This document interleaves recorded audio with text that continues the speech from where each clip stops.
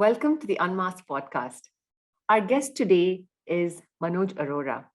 I first met Manoj through my friend Rita, and it was under the discussion of financial freedom. And today's conversation, he dives into financial freedom as a concept and how it correlates with happiness and life. And he also gives us a glimpse into his love for nature. Sit back and enjoy the conversation. Hi, Manoj, and welcome to the Unmasked podcast. I'm really thrilled that you've said yes to come on this podcast. It's a big thing for me. Thank you. Thank you for inviting me, Bindhu. And it's a pleasure. It's a beautiful morning today. It's very pleasant in Delhi today. I think that's the reason it's pleasant because we are in a conversation. Yeah. So thank you for inviting me. Yeah. Lovely.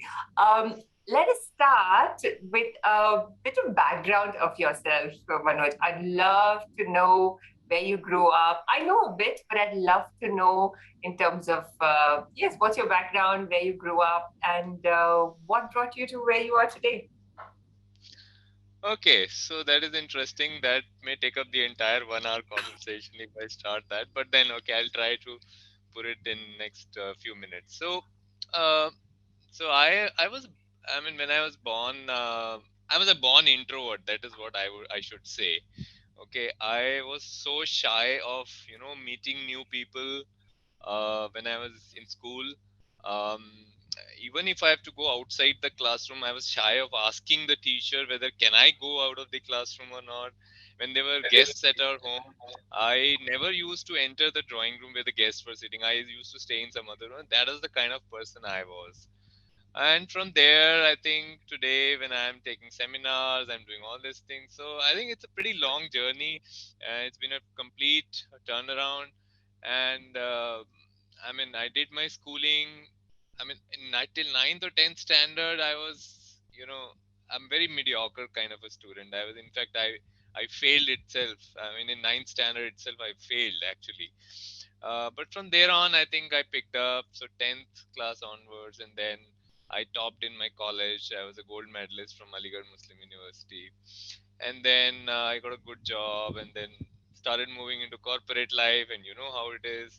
So spent a few decades in corporate life and had my good and bad times there and had my learnings as well. And then I took financial freedom, as you're aware, about 7 years back. And since then, life has been the best so far. Last 7 years have been so beautiful. I have planted, I mean, not me personally, but I'm running an organization which has planted more than 4,000 trees today. Although we have a very big mission, but of course, we're focusing more on, quality rather than quantity. Um, I have two sweet little daughters. I spend a lot of time with them. Of course, now they've just moved to colleges, and also we are able to spend lesser time with them. But I think it's been a very fulfilling life so far, and I'm pretty happy with whatever God has blessed me with. And I don't think I could have asked for more. Starting the way I told you, I started as a complete introvert and a failure in school. Where I've reached, I think I couldn't have asked for more than that. So that's my brief. Oh, that's and I want to really touch base on a certain points that you mentioned. You mentioned in one point that you were in school, you failed, and then you kind of and then you said you were a gold medalist. So how was that transition for you personally? Oh, of course, it wasn't easy. I mean, since the beginning, I would say till ninth standard, I was very mediocre. I mean, even the teachers used to tell me in the class, and I I, I had very low self confidence. And I think somewhere in ninth, tenth, I met um, my current wife. Okay, so she was my neighbor actually, and I met her, and she instilled a lot of confidence in me, and that was one reason, of course. Second, I mean, I also started feeling that this is too much. I mean, everybody feels that I am of no use. I mean, I am a totally gone person. So I think there was a little bit of motivation from inside and a lot of motivation from Poonam, who happens to be my wife now. And I think those two things triggered it off. So 10th class when I reached, I was above average, I would say. Then by 12th, I was pretty much above average, and in the college, I was among the top always. So all 4 years in my engineering, and finally ended up with a gold medal, which was kind of unbelievable just 5 6 years back. Yeah. Lovely. So then what I'm hearing is that there was some inner voice in you that shifted. Mm, There are external situations, but there was something that shifted internally. So can you mm. talk to me about that inner voice? Was it some work that you did, or is it something that triggered you from outside? What was it that kind of that turning point? I think it's there in everyone. I believe that, and it's like, different flowers, different plants bloom at different phases. It's not that every flower will bloom on day one. Okay, so my time had come. So that when you say inner voice, it's essentially when you're fed up with all this negative stuff that's happening around you, you say, okay, enough, I gotta do something about it. And this saying enough happens at different phases, at different stages of different people, right? So it happened to me after probably 10 years of schooling. For someone it may happen after 2 years, for someone it may happen after 30 years. We don't know that. So that's why I also believe that uh, we got to give time, we got to give patience, we got to be very patient with, even with children. We don't know when they're going to blossom and the way they're going to blossom, right? Even the way of blossoming is different, which we may not really understand at the first sight, right? So I think there's something inside which said enough is enough. I'm done with this, hearing all this negative stuff from everyone that I am of no use guy. So let me try it out. So I started, I locked myself in a room and then started seriously studying, although I couldn't understand 80% of what I was studying, because till ninth I didn't study much. So there was no background when I was studying in 10th. But then I worked hard. So I think that's another lesson which I learned was, even if you don't have the skills or you don't have the talent, or you're not naturally gifted, but if you work hard, you can overcome a lot of these things. So working hard was kind of inbuilt in me after that, and since then I haven't stopped. Even today, I mean, although I'm financially free, I don't have to go to a job, or there's no compulsions on me, but I work probably harder than what I used to when I was in a corporate job. It's a different fact that I work hard on things which I love doing, but I really like working hard now. So that's how that entire transformation has happened. Oh, super. You know what? Your story just reminded me of something that I read a couple of weeks ago. It said that if talent does not do hard work, then hard work will beat talent. Yes, I believe in that. I strongly believe in that, and that's what I have tried to inculcate in my kids. That don't. I mean, you look around anyway. You're going to look around yourself, the society, and peers, your students who are doing better than you. That's fine. They may be more talented than you. They may be more gifted than you. But you can beat them on hard work any day. Okay, for that you don't really need a gift. You just need that internal motivation. So I think at least one of my daughters is understood this. The other one is still in his musty mood, so she will understand it someday. But I think that she's going to blossom some other time. So I think I'm waiting for that. Yeah, and I love the metaphor that you brought in about the plants and the flower. You don't know when they will bloom. You can't say that, oh, Yeah, in 30 days it should bloom or 1 year it should bloom. No, it's not yeah. like that. It blooms at its time, and when it blooms, it's very beautiful. It is very beautiful, and important is that each individual is so different, just like each plant is so different. I mean, you can't expect a rose flower and a jasmine flower to bloom in the same time and look the same beautiful. So each individual is so different. I mean, if we have two children both brought up under the same environment, both given the same facilities and everything, still they're going to be very very different. I mean, that's how it is.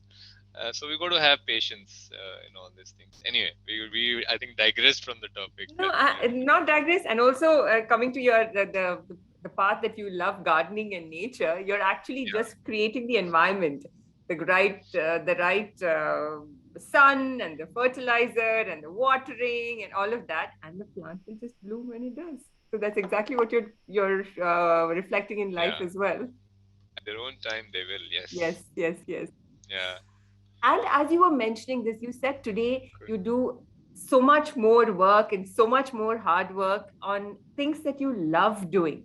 So, what are the different things that you love doing? I'm very curious. It's a pretty long list. Oh, okay, you can start.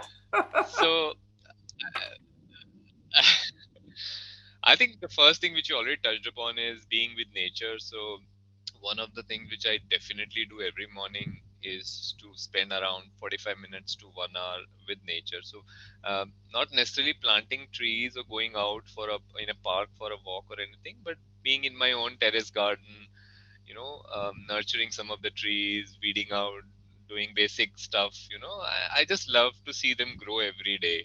I mean, just like, I mean, they to me, they're like my kids, just like I love to, I mean, see my children growing every day, for which I took my financial freedom. And similarly, when I go every morning and I see how much they have grown and how beautiful they have become, I just love that. So that's one area which I don't want to miss any single day unless it's we are out of Delhi or something like that. So I don't want to miss that. The other thing which I don't want to miss is my writing. Of course, now it's become a passion since the last 7, 8 years, 9 years. Uh, I mean, it's a pretty long story on how I started to like writing, but then I'll not touch upon it right now.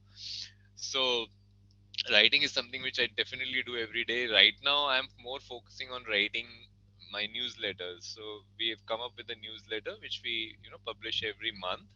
So since every month is going to be fresh topics, so there's going to be a lot of writing involved, a lot of learning involved. So a lot of stuff involved in there. So I think that's something which I'm loving right now. For how long, I don't know. But I always tell people that if you're loving it right now, don't bother about whether that's your purpose of life, mission of life. Forget about all those things. You're loving it, you do it. I mean, it's just like you are doing this podcast. I mean, you're enjoying it, so you're doing it. Maybe after 5 years you don't enjoy it, right? So it's okay. I mean, people feel that okay, I wasted my time. You didn't waste your time. You spent it beautifully, and that's what life is. Life is, you don't have to reach anywhere. I mean, you have to spend it beautifully. You have to drive through this beautiful journey. So it's all about. So writing is another thing, and then spending time with my family is definitely there. Of course, kids are now, as I said, out of Delhi, so they are in different colleges. So I can't spend a lot of time with them, but I am lucky that I was able to spend a lot of time with them before they went out. At, I mean, my young one was in sixth standard when I took financial freedom. So those 6, 7 years, and the elder one was in eighth. So there's 2 year gap. So I think those 5, 6 years were the most beautiful years, and we established such great relationships. We're so closely connected with each other. I think these are the things which I always wanted to do. So I think these three four things I really love. Other than, of course, I am building a lot of interest in meditation. So I think that's also something which is really pulling me. So yeah, and of course other routine stuff like yoga and other stuff I keep doing. So that's it. All of these are the stuff that you love spending your time in a typical Yes. day. Yeah. Yeah. Yeah. Yeah. We're going to double click on all of these different ones. One that I'd like to really deep dive on is how I came to know about you first, and that is financial freedom. And when the concept was initially introduced to me by Rita, my friend, our common friend, I was the concept itself at that point was it just kind of switched on something in my brain. I was like, oh, that I never looked at it in that way. And from there, and that's how I came to know you. So I'm very curious, how did you stumble upon, or what inspired you into this journey and the concept of financial freedom?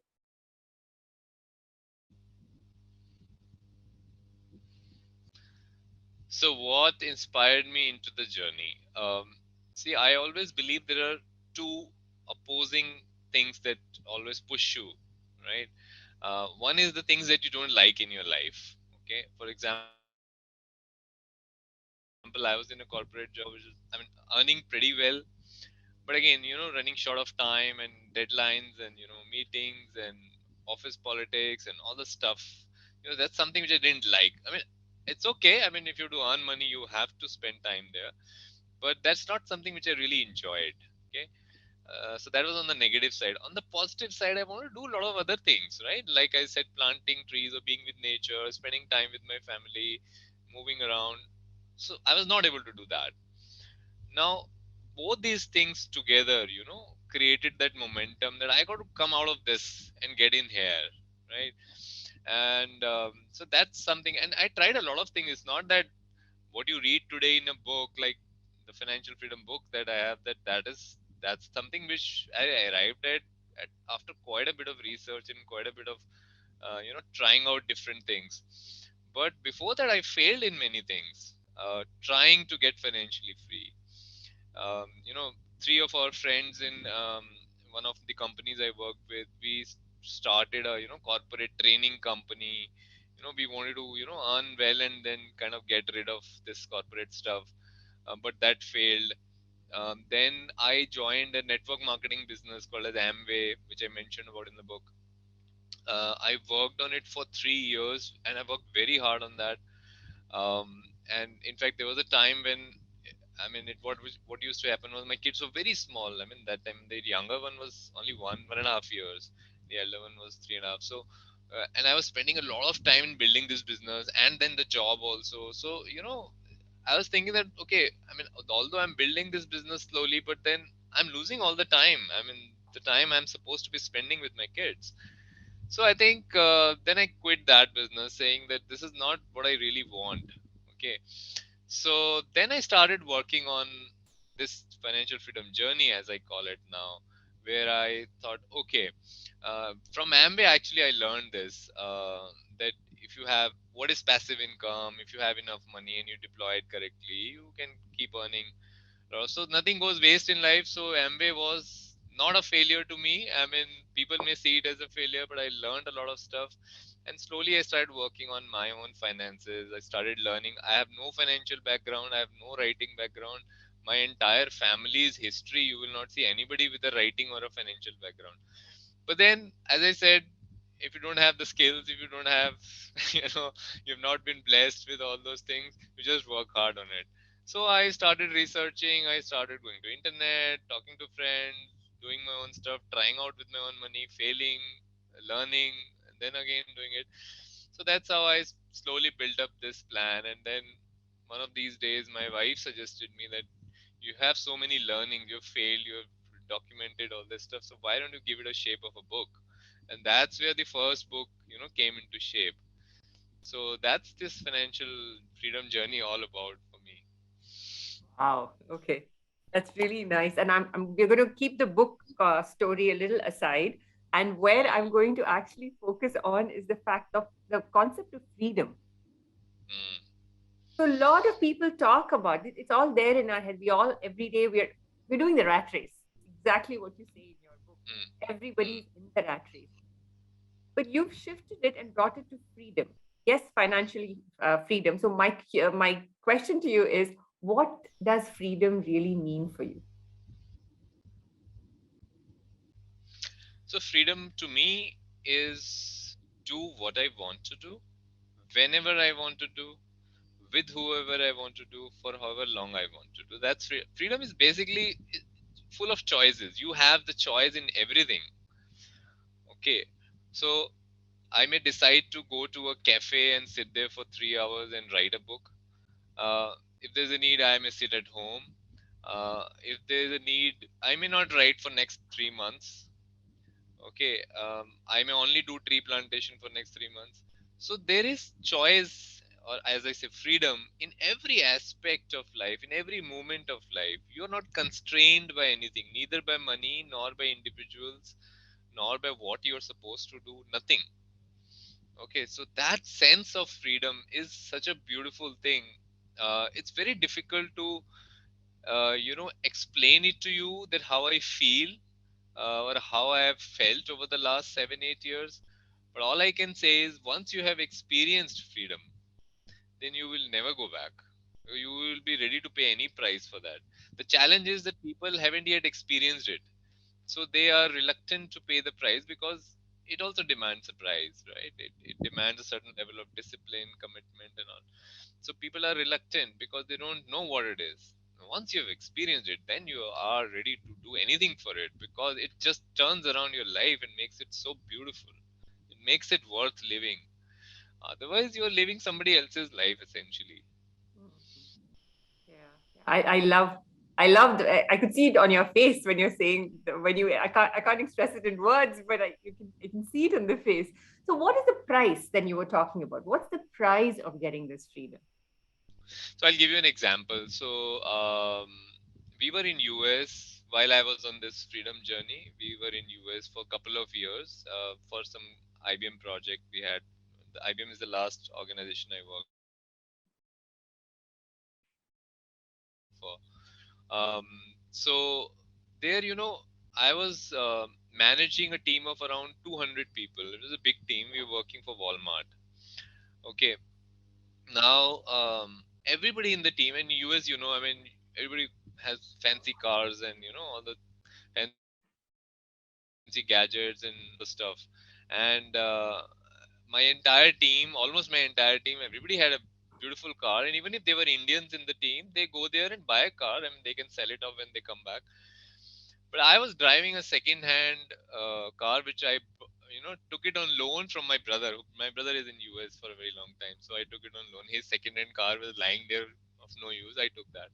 No, I could have easily. I mean, it was very easy for me to afford a new car, or looking at what everybody around me is doing, especially that I am their supervisor. I should have that kind of a car, or at least a better car.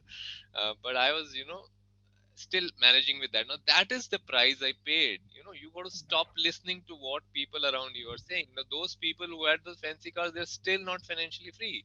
That is the challenge, and they may or may not ever realize what they've lost in life. Okay.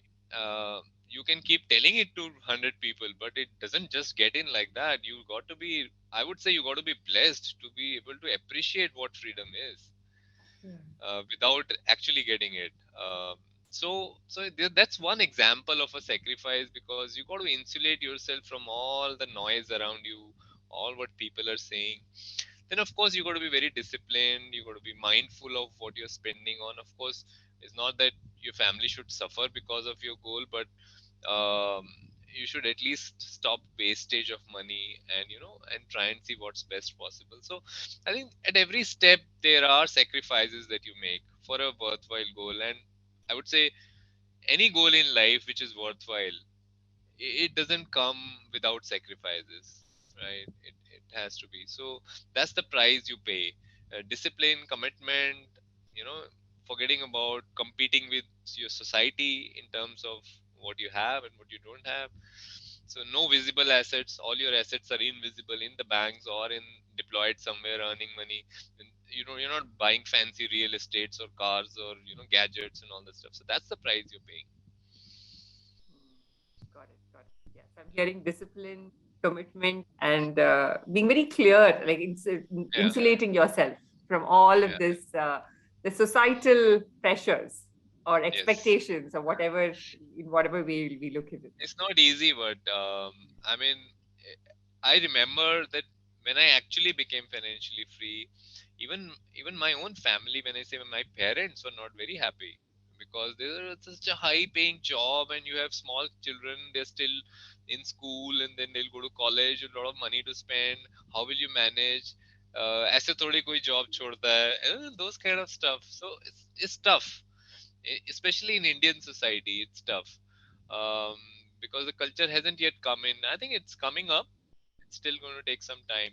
So, but yeah, so you got to push yourself through that. That's the biggest price you pay. And what were the typical challenges that you faced? One you already mentioned that the pressures from family. What else are the typical challenges? Challenges is, I mean, other is basically on your financial journey, there'll be ups and downs like in any journey. So markets will be down, and you got to be patient. I mean, these are there is. I always tell my people that financial freedom journey is not complex. Okay, it's a very simple path. You got to save this much every month. You got to invest, save, invest, save, invest. But then the challenge is you have to do it for 60 months at a stretch, 5 years, 6 years, 7 years. You can't just say, okay, I'm just now buying a new car because everybody around me has an upgraded car. Okay, that is the biggest challenge. It's not a complex journey. It's a pretty simple thing, but being disciplined and committed is not simple, and that will happen only when you have a very strong reason as to why you want to be financially free. Either you have experienced freedom, that just for the love of freedom you want to be free, or you have certain things in mind which you wish to do but you're unable to do today because of your corporate job or whatever, business or whatever. I think unless that you're driven by something, you will never be able to save and invest every month for 7 years or 10 years. You cannot do that. It's not possible. I haven't seen anyone doing it. You have got to be driven by a strong reason. And what was your strong reason? I talked about it. Tree plantation. I wanted to spend a lot of time with nature, writing, which had become a passion while I was in the job. Oh, So I wanted to do these things, and the biggest of all, which I, which drove me towards freedom, even before I started writing, was to be able to spend my time with my children, especially my daughters.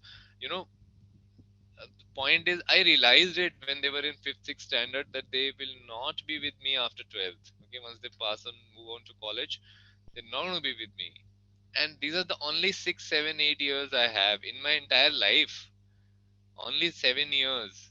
If I keep working for in these 7 years and don't spend time with them, when will I do it? I can never do it then, because once they get out, then they, I mean, they'll do jobs globally, they'll settle in their families, they'll get busy. Of course, we'll keep meeting, but you can't spend that much amount of time ever again.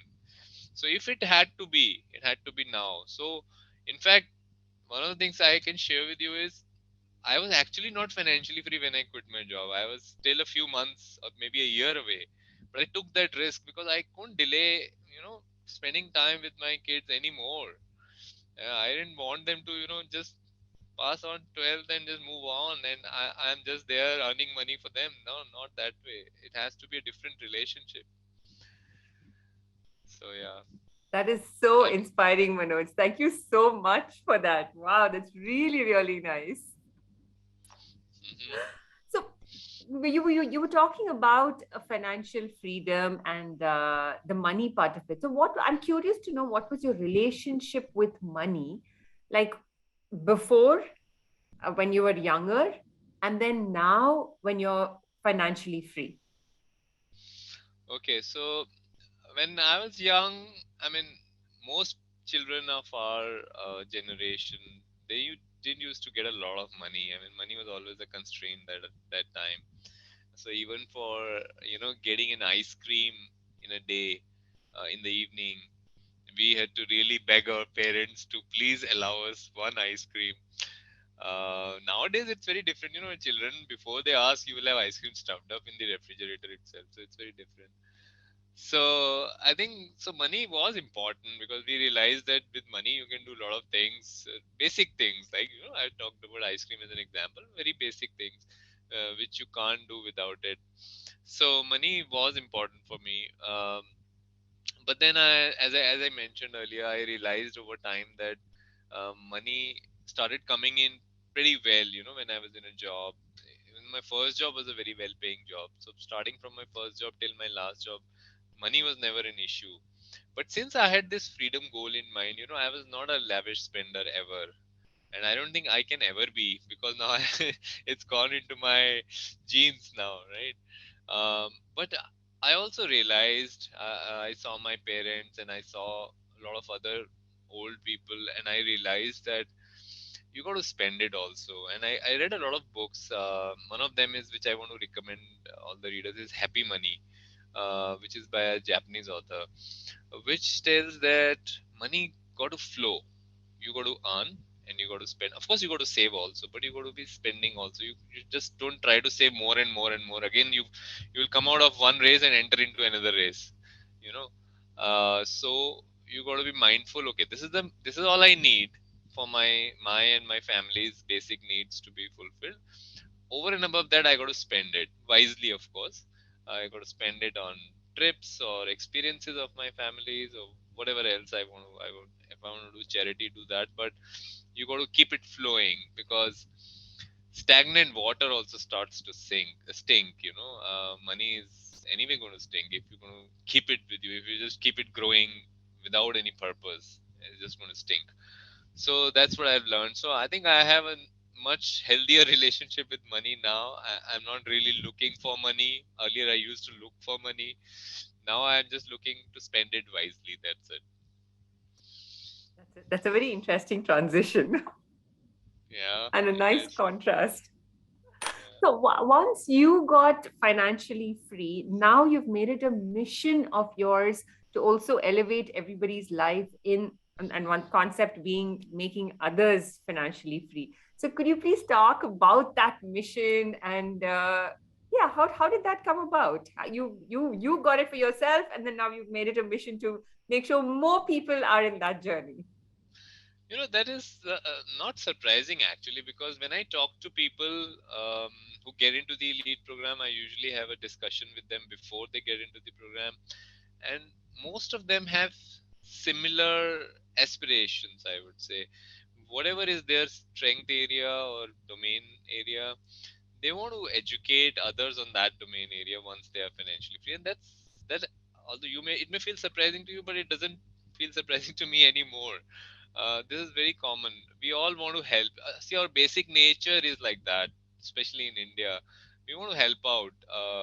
If we have the skills, if we have the time, we want to help out. And that's exactly why I started this program.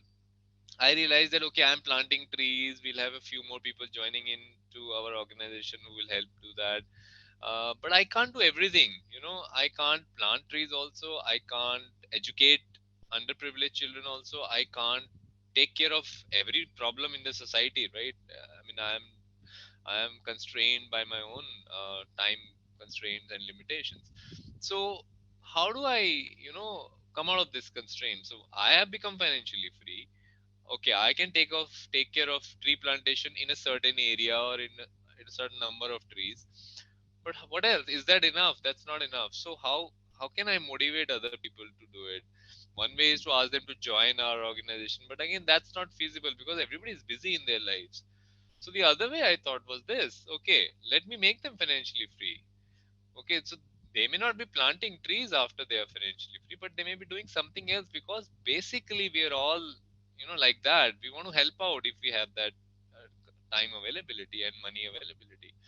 So that's where we started this entire program. That okay, we will handhold each person, whosoever is interested, till they reach financial freedom, and then allow them to express themselves the way they want to, the way they want to help the society. And I know a lot of people who are doing it today. There's a guy who's working in Nigeria, Gopal. His name is Gopala. He's just getting financially free this year, but he's already started building a NGO in his hometown somewhere in Tamil Nadu, where he is distributing free food to underprivileged class of the society. He's already doing it while in a job, because he knows he's going to be financially free in a few months. Um, so that's what I'm saying. We are all like that, basically. I mean, most of us. So if we have that freedom, which most of us don't have, then we will do wonderful things. So that's how this entire idea came. So, what are the stories, inspiring stories that you've got from your what you call freedom seekers, right? They're seeking freedom and when they get financially free.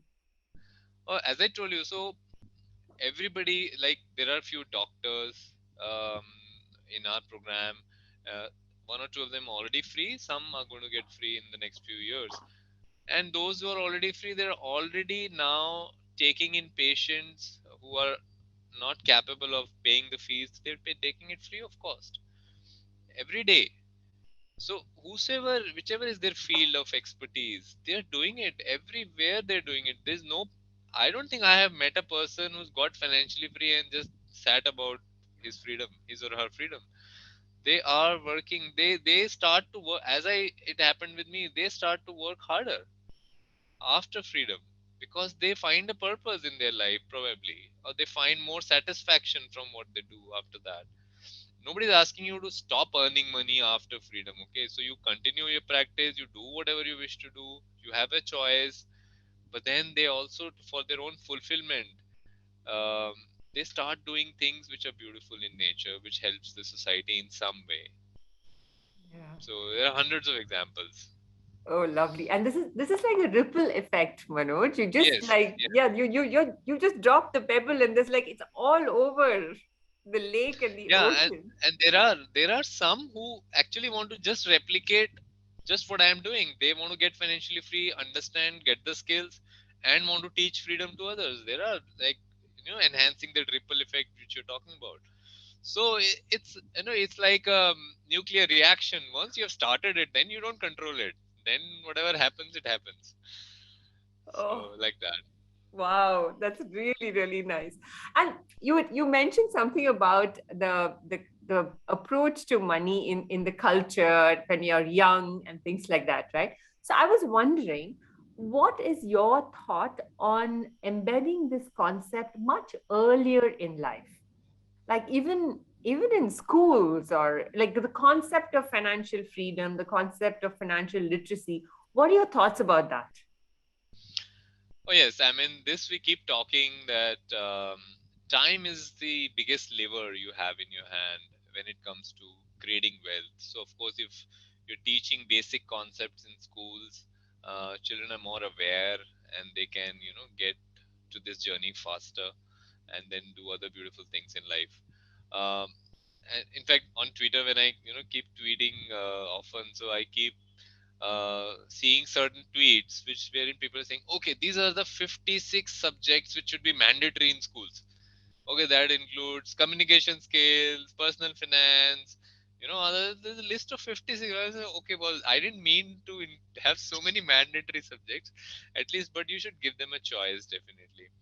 And money, I mean, money needs time to be built. You cannot build it without time in your hand.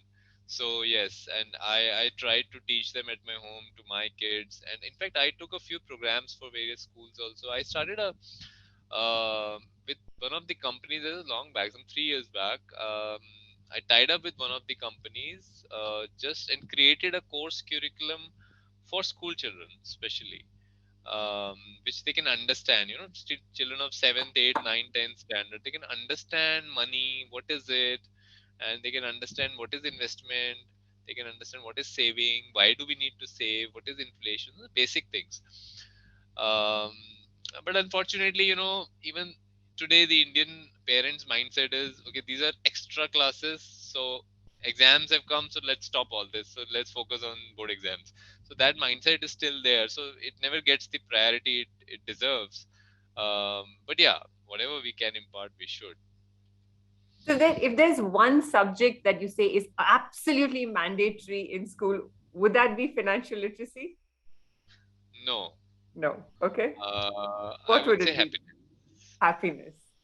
Hmm. Yeah. Okay. Tell me more. Yeah, yeah, I mean, end of the day, even by getting financially free, what's the purpose? I mean, you want to make your life better, right? That's the whole purpose. You want to make it more beautiful. You want to make your journey more enjoyable. That's the end objective. And there are people who will get financially free and still lead a miserable life. I can't help it. Yeah, unless you have understood what's the purpose of life and how to stay happy and how to protect yourself from your happiness to get leaked away. Unless you have got those skills, and why is it important to get happy first of all? um, so so I think that's the core skill which everybody needs to stay happy. And for that, if you go to get financially free, do it. If you can stay happy in your job, well and good. Nobody's asking you to get financially free. If you are happy planting trees, somebody is happy doing charity, somebody is happy doing something else, you are happy doing this podcast, that's all you need. ultimately you got to be happy. So happiness is one topic which I feel should be there in every school. Other topics revolve around it, I would say. Oh, that's a very interesting perspective, and that's, I guess, one of the reasons you have the book Happiness Oh yes, Unlimited, right? yes, Yes, yes. yes. So, tell. So my first book was Financial Freedom, and then I realized after writing the book and after getting financially free, there's something missing. People need something more than money, because I mean freedom is of course a beautiful feeling, but then there is something at the core which is missing, and that I felt was happiness. And so this book, talks all about whether you're financially free or not, whether you have whether you have a good family or not, or whether you're landing yourself up into various uncomfortable situations in life, you can still be happy. Okay, and we see that all around us. We see people who are rich being desperate and being unhappy, and we see people who are poor being happy. I mean, we see all phases. So it's not dependent on money. Of course, money helps us to get happier if you understand the concept of happiness. um, but yeah, so money is an aid, but happiness is the goal, I would say. Money is a means to reach that goal. That's a very beautiful way that you put it, Manoj. Thanks for that. And so, what's the core concept of this book? I've been reading it, and this is again gifted to me by Rita. All credit to her. So, I want to know. It's a very beautiful way that you've written it. It's very personal. It's not written in the way that happiness is what to say, a fantasy concept. It's like a somebody, it happens to somebody somewhere else, but it's very, very personal and very relatable. That's the beauty of this particular book. I mean, there are so many on the when you go to a bookshop, but this one is very personal. And I think that's what stood out for me as I was reading it. It was like getting to know, oh, I feel that too, and then that's also me, and that's the relatability that you brought to this book. So what was your background to that? Was it this or was it something else? No, I think what you have pointed out is right. In fact, all of my books, not only the happiness book, you will find that there are a lot of personal experiences I'm sharing, because see, that's all I know, and that's all I share. I want to be genuine with people when they're reading the book. So whether it's the concept of happiness and how I used to feel unhappy at times, and how I'm still working on it. I mean, it's not that I am 100% happy today. There are moments in a day, forget about life. There are moments in a day when you start to feel a little unhappy, and then you got to be conscious of it and start working on yourself. And of course, there are various tools given in the book which can help you do that. um, Similarly for financial freedom, and similarly for, I wrote a book on dreams also. I think they're all my personal experience sharing, basically. So and books are written in a very simplistic manner, because I'm not a very, I mean, if you ask me, like typical authors, I'm not a master in English language itself. Okay, I write very simple English, and I write it from my own experiences. So you'll find this concept of experience sharing and personal relatability in all the books. I don't know whether you've read all the books or not, but whichever you have read, you must have found it. Oh yes, yes. So that's all I've I know. I don't know anything else. So if you ask me why I do like this, I mean, I don't have a choice there. That's just you. So yeah, that's just me. So I'm expressing it. Again, the idea is, not that I want to sell the book a lot. If it sells, very good. If it doesn't sell, I'm okay, because I want to express myself and to my true self. Okay. Um, so whether my true self is liked by someone or not is not my problem. If they like it, book will sell. If they don't like it, book will not sell. It doesn't matter to me, because once you're financially free, you're not you're not bothered about how many books you sell, right? All it matters is whether you're able to express yourself or not. So that's the intent with which I write every book. And last 2 years I haven't written any book, because I'm not yet finding that mojo, that magic of what to express. I have already expressed a lot of things. So there are little things which I keep expressing in my newsletter, which we publish every month. Because the newsletter is again not only about finance, it's also about life and happiness and things like that. So it's a combination. Um, so I don't know whether you read it or not, but I think that's where I express my smaller, expressions rather than giving it a form of a big book. So there's smaller expressions there. Okay, okay. And what was your story about moving into writing? Because you did mention it in the first half. There's a story behind that. Oh, that's actually that story is also mentioned in one of my books. That if you've read the book Dream On, I'm still that going to read that. uh, so that Dream On is actually my own story till I became financially free. So there I mentioned. So it was somewhere in sixth or seventh standard as you when I was in school. Um, so I wasn't a very good student. So there used to be holiday homework when we were summer holidays.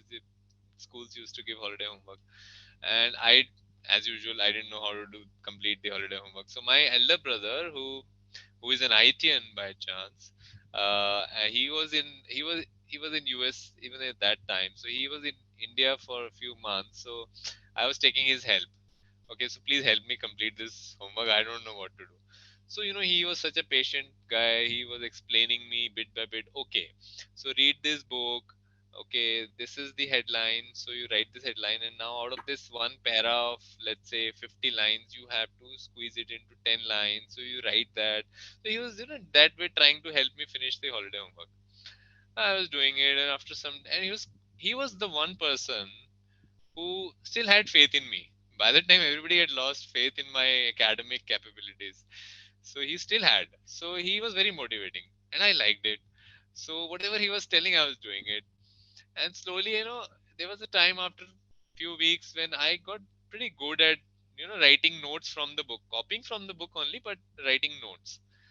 So, and he appreciated me. He gave me some toffee or chocolate, or I don't remember now what, but he gave me something, and I really again loved it. So that love for writing started from there. I didn't do anything for the next 20 years after that in terms of writing. Um, then when I was in college, that writing notes thing really enlarged a little bit. What happened was I used to create my own notes after the class, referring to 10 different books and you're writing your own notes so that you can study during the exams. And by the time I reached college, I was a good student. So I was writing good notes. I was understanding the topics from the books and writing it. And all of my classmates, they used to just come to my room and just take away all my notes and photocopy them. And then they used to get better marks than me, but I was okay with that. But then this entire writing thing slowly started to develop from there. Although I never thought that I'm going to write a book, but started to love writing from there. And then, as I told you, that incident when my wife told me that, okay, now that you have all this documented, your financial mistakes and whatever you've done, so why don't you write it in a book? So that's how it took the shape of a book. Oh, that's interesting. And do you journal? I do, but a lot of people who journal, they do it on a paper and pen. I mean, using a pen and paper. But I journal online, which a lot of people don't prefer, but I prefer it that way. So, but I journal once a week, not every day, and I've been doing it for 15 years now. Yeah. And what's your experience with journaling? Oh, I mean, it's like I don't know. Have you ever saved your photographs in, let's say, Google Photos or somewhere? Have you ever saved it? And Yes. when suddenly it pops up, okay, 10 years back photograph, it suddenly pops you up in front of you. And then you say, oh, wow, this. Then you share it in your family group or whatever. Correct. That's the same experience when you go back 10 years journal and you look at what you wrote and you realize what life has taught you. Okay, so those realizations come only when you look pre and post current, 10 years back and today. Okay, I have been blessed. I mean, 10 years back, I was, so desperate for money. Today, I don't have any shortage of money. So I'm blessed that way. So, and maybe there's some journal, okay, my kid was not well, seriously unwell. So, and today they're all doing so well. So, again, you're blessed. So, when you look back, it's a beautiful feeling. So, that's why I keep journaling. Yeah. I totally relate to that because I love journaling too. And then when I do look back, it's like you make sense of life looking backwards, right? You Yes, yes. so it gives like, oh, okay. And then I also noticed, okay, that's the place that I've grown, and there are some core qualities that has always stood the test of time. So even knowing myself, I've kind of really Oh, realized when yes. these things come 5 years back and 4 years back and things like that. Very well said. Yeah, it helps you understand yourself quite a bit. But the another aspect of this is you're changing every day. So while you think you understand yourself today, you actually may not. You may be a very different person after 5 years. So anyway, but that helps, no doubt about that. True. Yeah, I guess it's just self-awareness to be aware of who Yeah, you are right now. yeah, yeah. Good. And then that led, so the writing one book led to another. So you've written Happiness Unlimited and then Dream On, and then A Father's Diary. Tell me about that. Because I haven't read The Father's Diary. So, Okay. So after Dream On, I wrote this book, autobiography of a stock. Okay, that was purely on stock markets. Um, then I wrote Father's Diary. Um, and the last one which I have written is Foops. So the total 6 books I've written. So Father's Diary was, that's very close to my heart. That book. In fact, that is, I would say, out of the 6 books, uh, obviously the finance books are the bestsellers. So no doubt in terms of sales. But if you ask me what's closest to my heart, it's the Father's Diary. Okay, so that has real conversations of, I mean, with my children, both my children. Okay, the real conversations, what happened when they faced challenges in life, and how we reacted to those challenges, or when they were very happy, or when they certain aspects of life or certain values of life which you want your children to learn, but you can't just force them. So it has to be learned only if they go through certain situations in life, and second, if you have that time to be with them in that situation. Okay, so since I was financially free and I had that luxury of time being with them day in day out in that situation, so I could inculcate few habits in them which I'm so proud of. And those interactions with them are documented. So there are 28 such interactions in that book. I think 28 only, yeah. Which I've documented in the form of 28 chapters. Um, so that's so close because that was the biggest dream, biggest reason I would say for me to be financially free. And it's kind of documenting that experience of life after freedom. Obviously, that experience is related only to my children or my family, but that's a beautiful experience. So I loved it. I would never have had this experience if I was not financially free, and maybe my children were never as value driven as they are today if I was not financially free. So if you ask me what's the price you paid for being financially free, it's actually nothing in terms of what I got. Money is just one part of it. People don't realize what they get when they're free. oh, that's very beautifully put, Manoj. Wow, that's really nice. So I'm inspired to read this book. Yes, you should. You have kids? I don't know that. Yes. I've got one 12-year-old daughter. I totally Oh, relate when you say stories about grade six, seven, and all that. So it's at that stage that we are. cool, cool. Yeah, you should read that. Will do. And so when you sum up your writing style, you as an author, so one part of you is an author part of you, right? And you said that you just write. It's not about the language or the focus of all of that. It's just writing from your heart.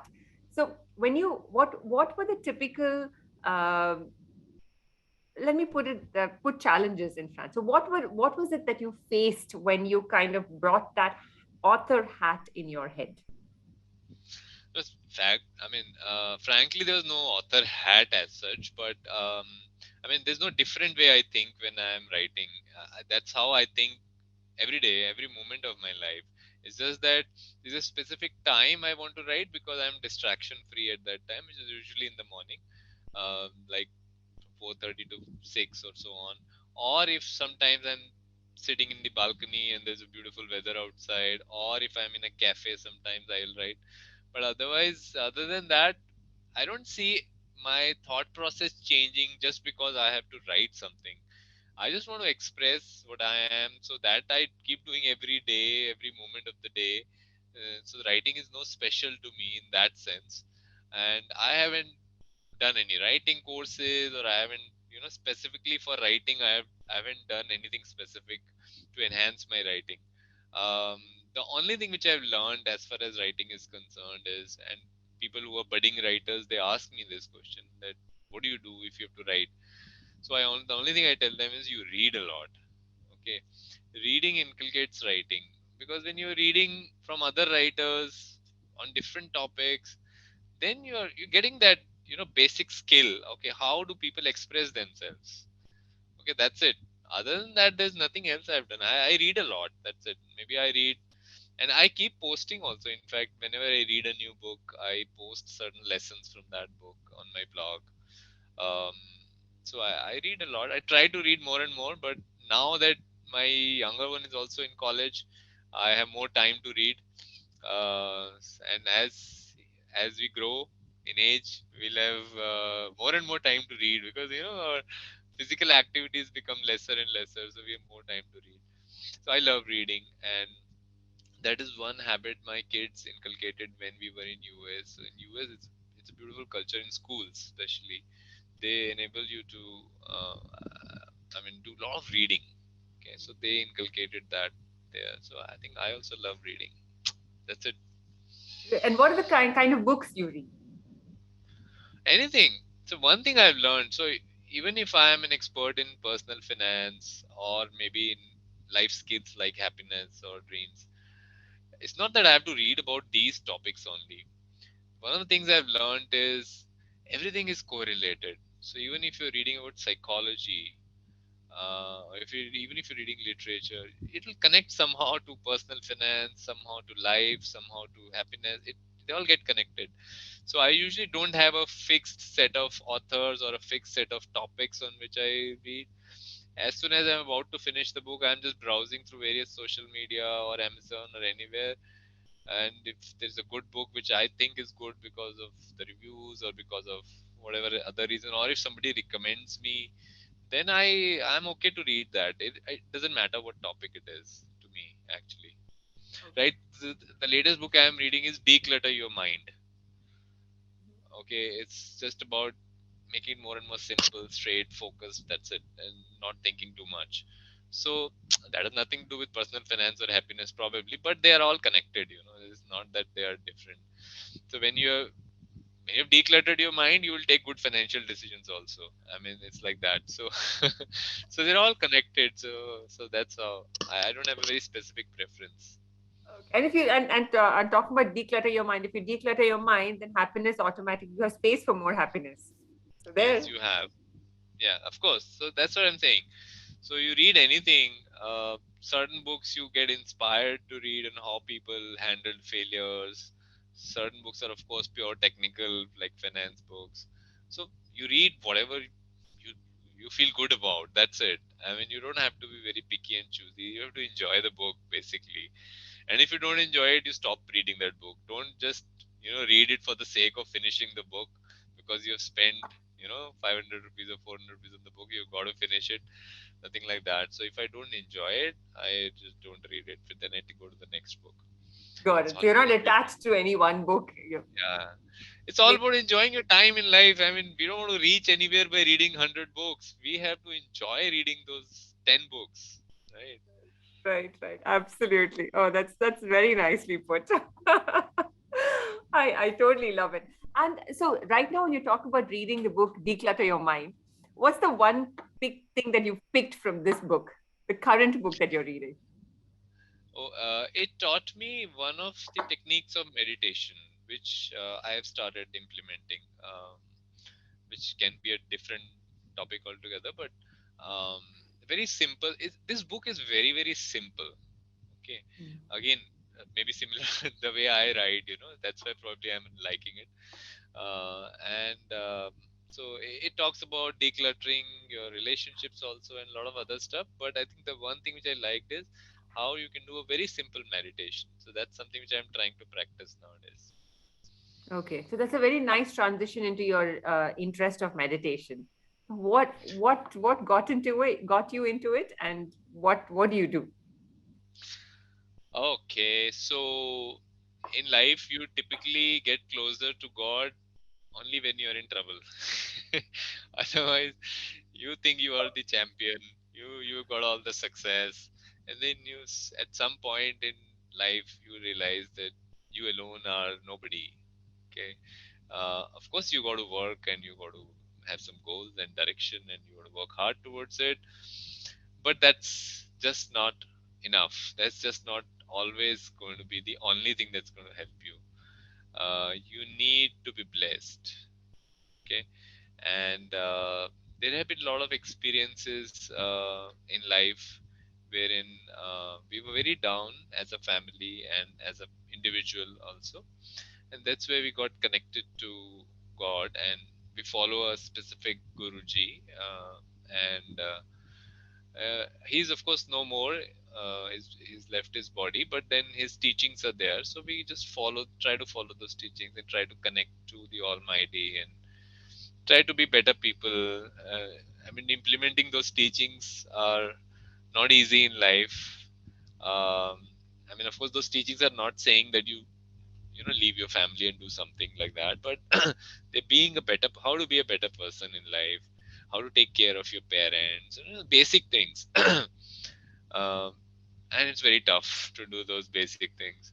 uh, but yeah, so he gives us power also, right? So when you try doing certain things and try to be better and try to follow his path, then he will give you that power to change yourself. Otherwise you cannot change even if you want.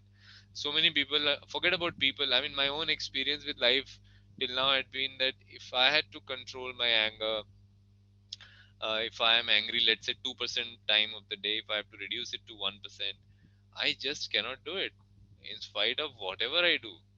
uh, I, I just can't change myself, because we don't have that strength inside us.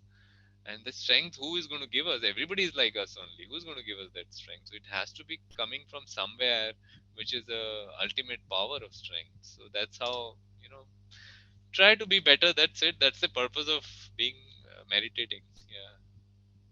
And do you have a specific style, or have you explored different types of meditation, or is there something favorite that you have right now?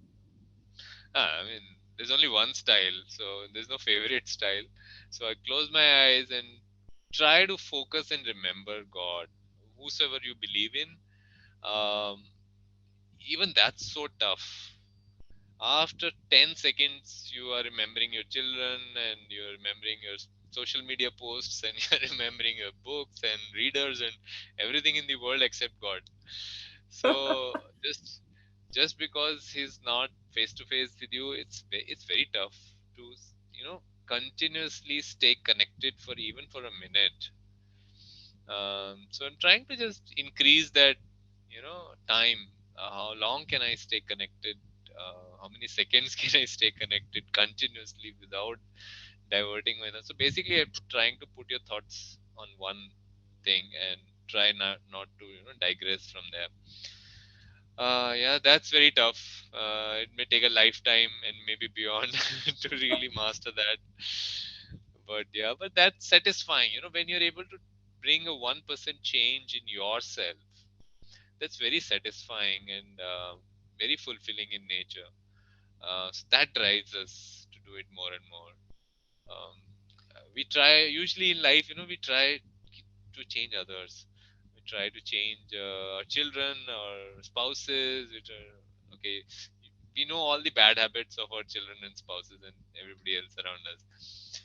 But we haven't really looked at our bad habits much. We know them, but we haven't really worked on them or ever really seriously thought about working on them. So I think if you're able to do that one change out of the 100 things you want to change, you feel a lot of satisfaction, and that's so gratifying. I can't express that. So I think that's what's driving me towards this goal. And with age, your goals change. So yeah, so this happens. Yeah. So I'm curious about the kind of personality you were and the transition that you are into right now. So what were the ones that you identified and you worked on and you've seen the change or the transformation? I think anger is one thing.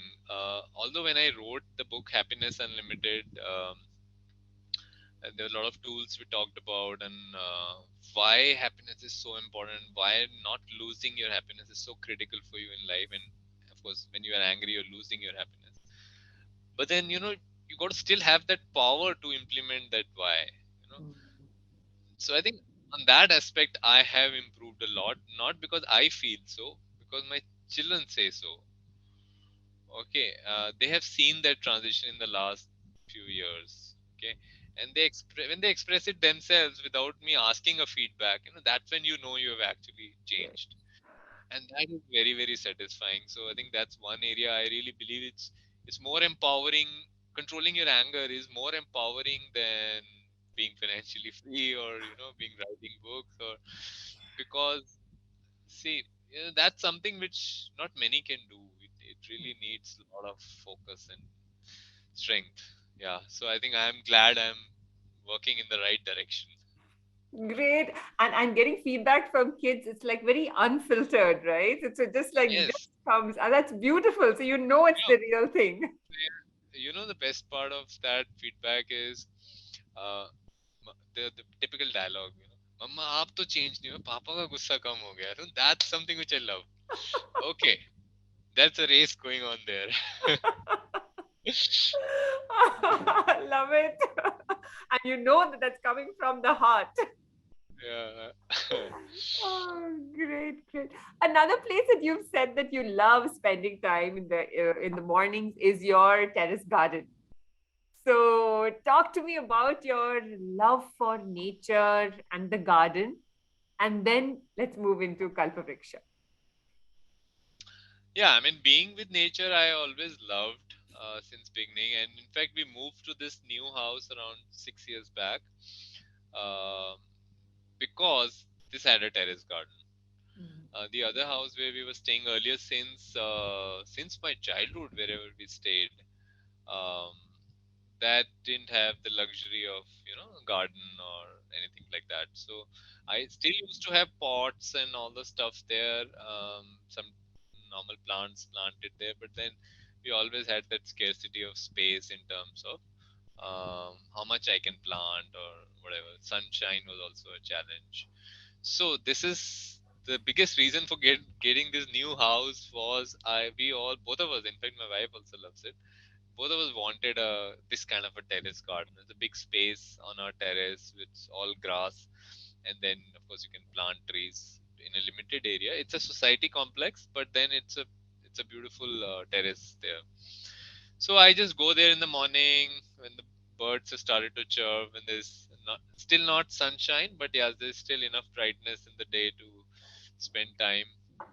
And I water them, then I take care of them. I really cajole them. I put my hands on them, on their leaves, and I do all that stuff just like I do with my children. There's nothing different, and I prefer to plant new different varieties. I don't want to plant the same stuff again and again and again. I want to see how they blossom, as I said. you know uh, so interesting experiences. I had never seen flowers of onion and mint. Have you ever seen? no. You didn't even know, right, that they had flowers. And the best part, maybe I'll share it with you some other time, but I have the photographs.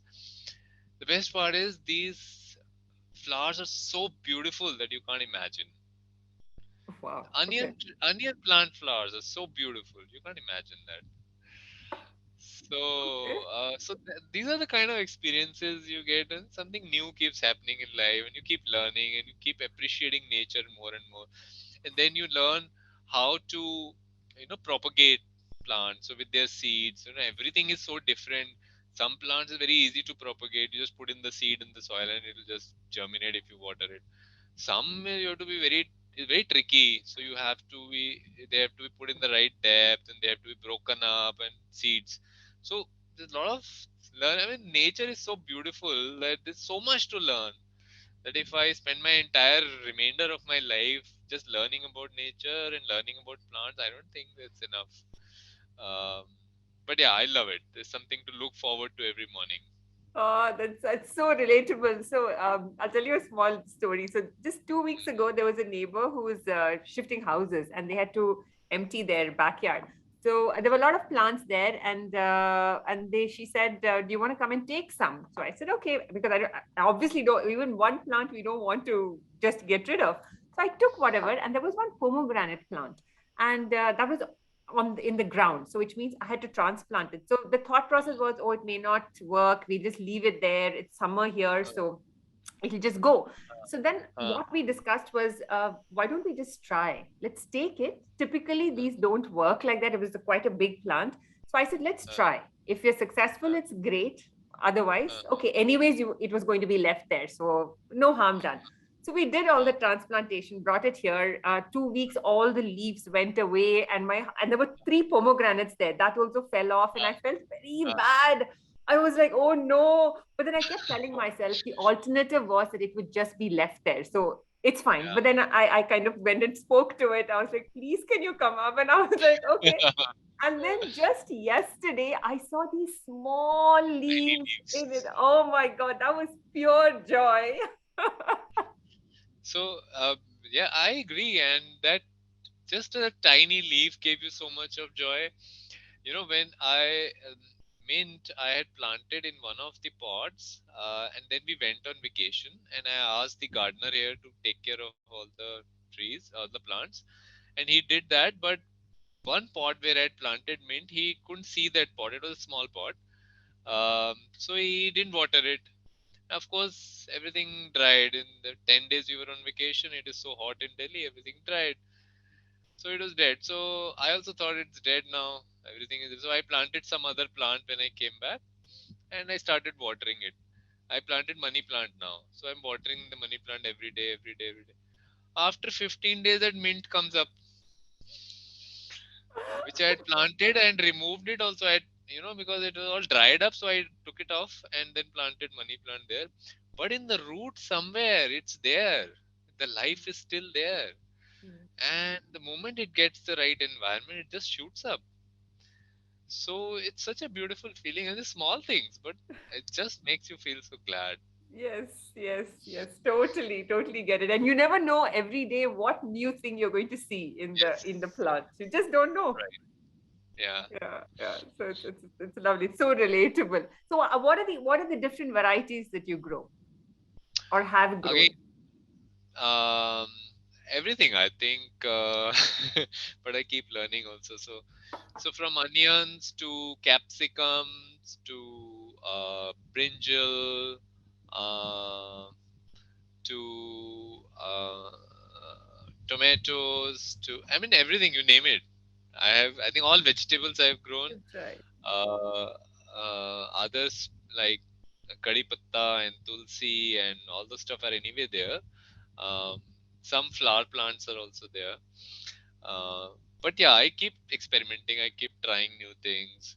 Uh, so I think, yeah, I mean, I That's keep sharing some photographs to some people who really like this. Maybe I can share a few with yes. you also. You love it. Please, please do that. Yeah, and then cool. and then through this love of yours, you just started a much bigger project that about planting trees across India.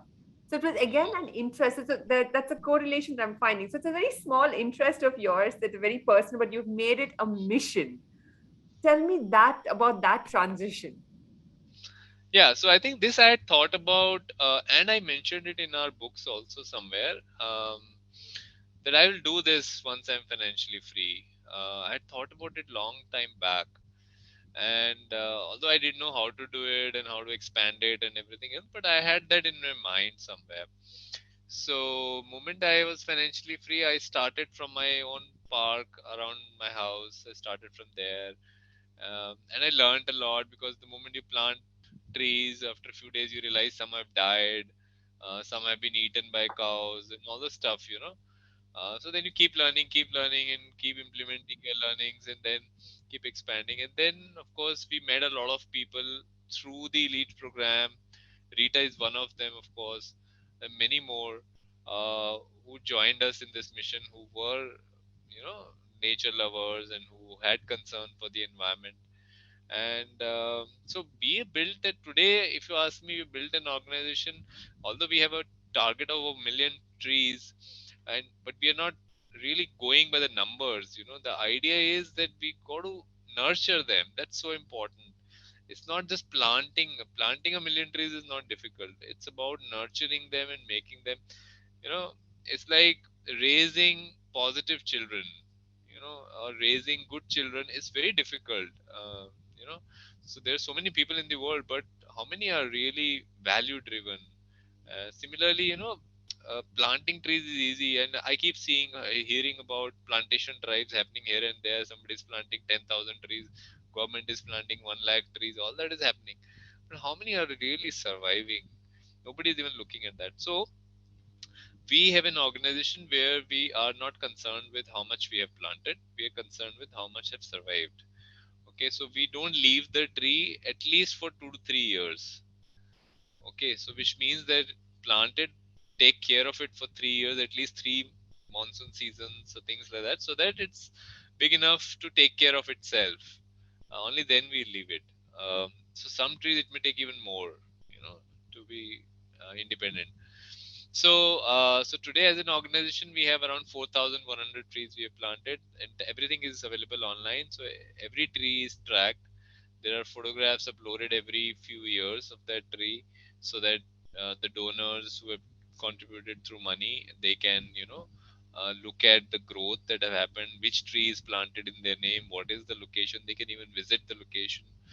um, then the entire accounting, we wanted to build 100% transparent organization, so the entire accounting of Culprix is online, which basically means even 1 rupee transaction that happens in the organization is visible to public, irrespective of whether you are associated with Culprix or not. You can see it. All our income tax returns, everything is online. So we wanted to build 100% trust based organization. So that's what we are aiming at. uh, I know we are slow in terms of how we are moving in terms of numbers, but I think the objective is always to nurture them and make them big enough. That's the primary objective with which we are going. If more people join us, we'll do it faster. We are trying to find out new ways to speed up. We're trying to tie up with various other NGOs and maybe fund them do it faster, or hire interns who can do it in a lesser cost or lesser money. They can, you know. So we're trying a lot of stuff. Um, let's see how it goes. Okay, okay. And in terms of plants, do you the trees, do you have it across different cities in India, or there are certain areas that you have identified? Yeah, all we look for is a good volunteer or a good leader. Okay, so like Rita is in Mumbai, so she takes care of all the Mumbai and surrounding area based plantations. There are people in Bangalore, there is one person in Delhi. So people who, wherever you are. So we have trees in Agra, Tamil Nadu, Kolkata, Chennai, everywhere. Trees are there everywhere. Of course, Delhi and Mumbai and all the stuff. So again, we're not bound by any location. Idea is to plant and nurture as many as we can in our lifetime. So that's the purpose with which we are going ahead. Lovely. And what kind of support or otherwise do you get in this kind of a project? Because it's a big one. It's not something that you're doing on your own. You're having a team or a set of people who do it for this. So, what is the kind of support or otherwise? Yeah, so I think the people who get seriously connected, like there are a few people in Delhi and like Rita, for example, in Mumbai, and one in Bangalore also. So these people come and do the work for because they love nature and they love planting, and because of their own love. So these people will never leave you, right? And they will do everything selflessly. Um, many times they may not ask you for reimbursement. Like for example, if they spend something on a tree and if the amount is not big enough, they'll not even ask it from the company account, so they'll just spend it of their own. So it happens. And but to get such people is very tough. um, in fact, there we've tried a lot of ways to attract people and stay with us as volunteers, even if they don't want to lead. If they can just help us plant and then take care of the tree for some time. But people don't. I mean, either we have to pay them handsomely, otherwise people don't do it. So that's still a challenge. People still don't realize the importance of trees and importance of environment concerns that we're having. uh, or otherwise, I feel people are also struggling in their own lives, so they don't really give it a priority. Of course, if there's a challenge in my own family, of course I'll not go and plant trees. I'll first focus on my family issues. So I think more and more people, as they get out of the rat race and get to financial freedom, we hope there will be more leaders coming up who will be joining us on this mission and help us succeed.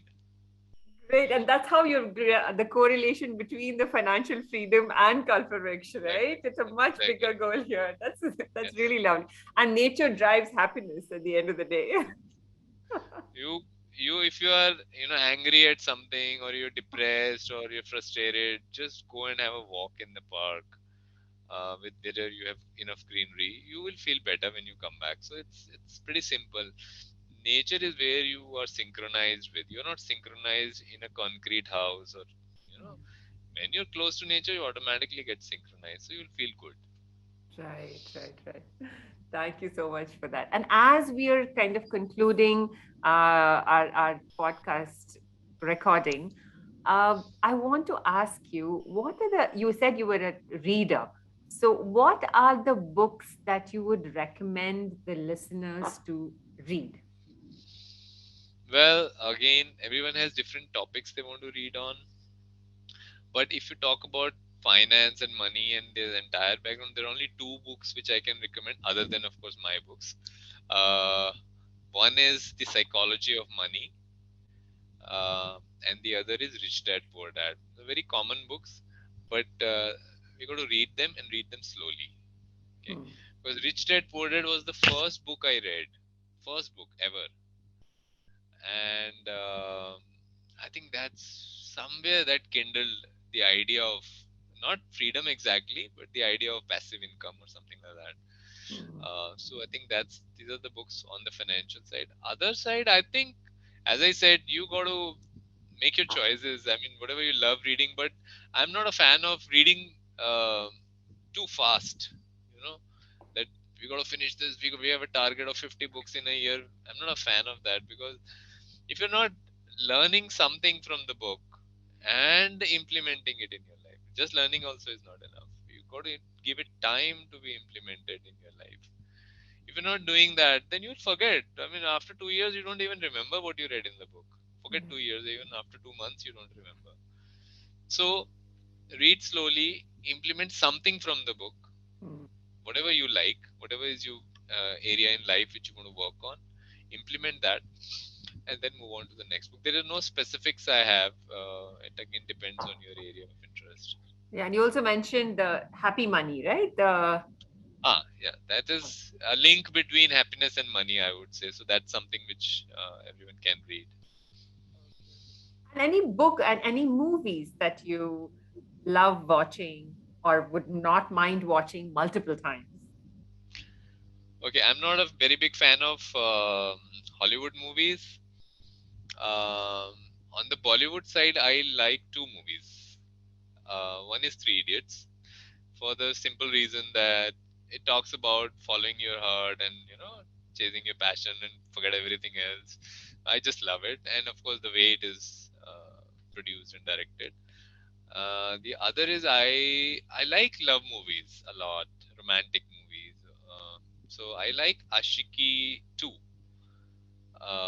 which is, I don't know whether you've seen it or not, but it's some beautiful songs which I really love this movie for. No inspirational movies and all. I don't watch any such inspirational movies. So that's it from my side. Okay, nice, nice. And what would we say the top three lessons that you learned and would advise your younger self? Top three lessons. There's so many. How do I squeeze it? Okay. First is to get started. The problem is most people have a lot of ideas and brilliant ideas, but they just don't get started. Okay. And I'm glad that, as we talked about, that you started on this something new. And today I think Rita had sent me something. She done some yoga, some world record holding yoga session she attended or whatever. So you see, you're doing something which you have thought about doing. You're actually doing it. You're not just thinking about it. So starting is very important. Second, related to starting only, you have to start early. We do a lot of analysis paralysis. What are the positives and negatives? What if you fail? And this happens with our children also. And this is one topic which I discussed in a father's diary also, that it doesn't matter whether you fail or pass or succeed or not. Those are all measurements of the society. uh, what matters is you try it out early and you enjoy that process of trying it out. And if you try it out early, maybe you really love it. So why to waste another 2 years, 5 years just thinking about it? Okay, don't worry from whether you fail or pass on that thing or not. It doesn't really matter actually. Okay, and third is keep going. These are the three things: start early, and keep going, because there will be challenges. You can't expect that you, even if, I mean, especially if it's a worthwhile goal, there are going to be a lot of challenges. And we see in our elite program there are a lot of people who join the program. Of course, I talk to them before I select them into the program, but then people still quit on the way. And the biggest reason for them quitting on the way is either they had some family issue, or they got busy in their corporate jobs, or they had time issues and other stuff. So you got to work around that, those things. If you cannot continue for next, let's say this is some tragedy in your family, you cannot continue for next 3 months, 6 months, understandable. You take a snooze option, you don't do it for 6 months, but don't quit. Because once you quit, you have 0% chance of winning. You can see, you can win a game only if you are in the game. I keep telling people, if you're not in the game, you can forget about winning. So if you're in the game, you may win, you may lose. But if you're out of it, you are definitely losing. Okay, so start, start early, and never quit. Okay, so that's all I have to say on the three points which I think I would like to pass on to my younger self. Your younger self. That's great. And while you're talking about this, Manoj, I'm actually curious to know when you say that people quit, what are the so obviously people are facing challenges, and that's the reason they quit the game. They don't even go to play it. So what are you seeing across your freedom seekers? Are the reasons why people quit? Is it some you've already mentioned, but I'm just curious to know the range. Yeah, I think it's how they've been brought up, probably because they may have seen this around them, not necessarily only with their parents, I would say, but in the society generally, maybe in the school or college somewhere, where it's very easy to quit one thing and join another thing. um, so based on what they have been seeing around them, this is kind of becoming a trend that people quit too soon. um, and people are not ready to really work hard. you know that's what we're losing in the coming generations. People wanted everything quickly, which doesn't work in life if you're chasing worthwhile goals, right? And challenges will be there, and challenges, I believe, come only to strengthen you. Okay, and if you really believe in that, it's not just for sake of saying, then you will love those challenges. Because if there was no challenge, just imagine your life. There's absolutely no challenge. You keep getting whatever you want. I don't think you're going to enjoy life after a certain time. And even in finance terms, I want to explain this. It's not that you have reached your corpus has reached from, let's say, 1 crore to 1.1 crore. Okay, um, or you've reached a certain amount. That 1.1 crore now has no significance to you once you've reached there. Okay, now you're striving for the next target. Okay, But that journey from 1 to 1.1 to 1.1 can be very fulfilling. Okay, because you would face challenges and then you would find new ways and again fail and then find new ways. And then when you reach 1.1, then yeah, that's a feeling of ecstasy that, okay, yes, I did this. 1.1 doesn't matter now. What mattered was that you did it in spite of all the challenges. So you have only two options. Either you, I mean, earn sympathy in life or you earn respect in life. That's what I believe. Uh, Everyone is going to face challenges. I mean, somebody is going to face it sooner, somebody later. It's a different matter, but everyone is facing it even right now. You have, I can guarantee you have your own challenges in life. I have my own. If you're feeling that I'm financially free and everything is so beautiful, it's not like that. So challenges will come, but you got to, if you got to earn respect, then you got to fight it out. If you're looking for sympathy, then yeah, of course you can quit. People will sympathize that, oh, this person tried hard, but this happened, this happened. So I'm not looking for sympathy. I want respect. Oh, thank you. Thank you for that. That really drilled the point home. Yeah. Great. What are the ways in which our listeners can get in touch with you? What are the best ways? I think best way is go to my website. Um, so www.manoj-arora.com, and there you have all my contact details. Even you have my WhatsApp number there, and the email ID, and whatever way you want to contact, and all my social media handles are mentioned there. So that's the that's the starting point. That's the best way to get in touch with you. All right, great. Thank you so much, Manoj. This was such a very enlightening conversation, and I think we walked into a forest and kept finding our ways. That's how I kind of felt. We meandered through some ways, and then we went back, and it was such a beautiful conversation. Thank you So so are we much. done? I thought it will continue for another 2 hours. We can. No, no. So good. I think it was really a pleasure to be on your show, and I mean, talking your heart out is itself such an enjoyable experience that I really loved this entire conversation.